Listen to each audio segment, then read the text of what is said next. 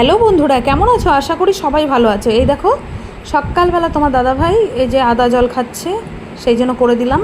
আর এই যে ডাল সিদ্ধ বসিয়েছি, আর ডাঁটার চচ্চড়ি হচ্ছে। এটা হচ্ছে ডাঁটা, ঝিঙে, আলু সব কিছু দিয়ে, সর্ষে বাটা দিয়ে, কাঁচা লঙ্কা দিয়ে একটা হচ্ছে চচ্চড়ি বা মাখা মাখা তরকারি বলতে পারো। যাই হোক, এটা করছি।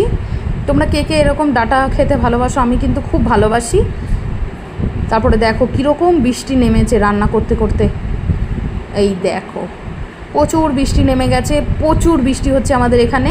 তোমাদের ওখানে কি বৃষ্টি হচ্ছে? এই দেখো প্রচুর বৃষ্টি হচ্ছে। এই বৃষ্টিতে আমার একদম ভালো লাগে না, কারণ বৃষ্টির মধ্যে ভিজে ভিজে কাজ করাটা খুব কষ্টকর হয়ে যায়।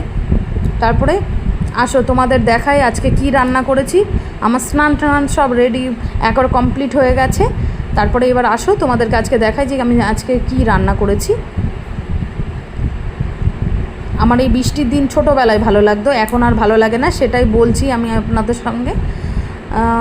এখন চলো দেখে নিই অল্প কিছু রান্না করেছি, সেগুলো কি কি রান্না করেছি দেখে নিই।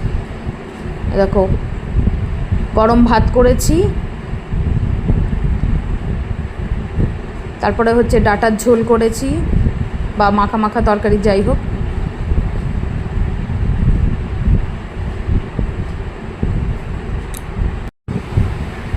এই দেখো এরপরে কি করেছি দেখো,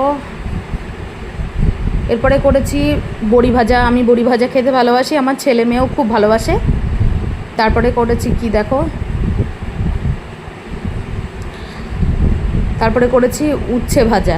উচ্ছেটা হচ্ছে বেসন দিয়ে, লঙ্কার গুঁড়ো দিয়ে, লবণ দিয়ে, হলুদ দিয়ে মেখে উচ্ছেটাকে ভেজেছি। দেখে বুঝতে পারছো কি না জানি না, একটু অন্যরকমভাবে ভেজেছি। তারপরে করেছি মুসুরির ডাল, একটু ঘন করে রসুন, কাঁচা লঙ্কা আর হচ্ছে পেঁয়াজ দিয়ে, শুকনো লঙ্কা ফোড়ন দিয়ে ডাল করেছি। পাঁপড় ভাজা আর হচ্ছে সয়াবিনের তরকারি, সয়াবিন ডিম দিয়ে কষা কষা তরকারি। আজ এইটুকুই করেছি, বেশি কিছু করিনি। তোমরা কে কী রান্না করেছো অবশ্যই কমেন্টে জানিও। আজ এই পর্যন্ত, দেখা হচ্ছে নেক্সট কোনো ভিডিওতে। টাটা। আর আমার ভিডিওগুলো যদি ভালো লাগে একটু লাইক, কমেন্ট, শেয়ার করো আর সাবস্ক্রাইব করো।